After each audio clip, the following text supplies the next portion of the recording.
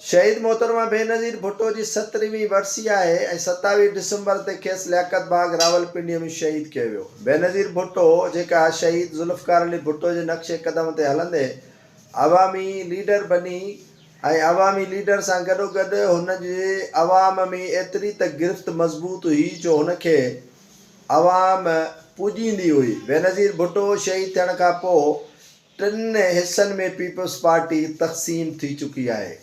हिकु हिसो जेको कारकुननि जो आहे उहो लावारिस आहे, उहो साइकिलुनि ऐं पैदल वञी पंहिंजी क़ाइद लीडर खे सलामी ॾियनि था। ॿिया उहे जेके सिस्टम तहत पीपल्स पार्टीअ जे क़यादत खे कमाए ॾियनि था।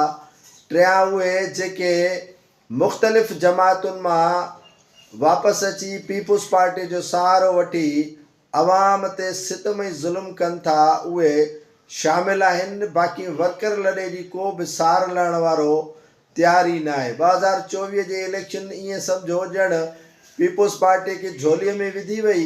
रहियल सहल कारकुन बि लावारिस थींदे नज़र अचनि था। शहीद बेनज़ीर भुट्टो जे मज़ार ते हर साल हज़ारनि जे तइदाद में कारकुन वञी इहा दाह ज़रूरु ॾियनि था त बेनज़ीर साहिबा तुंहिंजे शहादत खां पोइ कारकुन ॼण लावारिस आहिनि।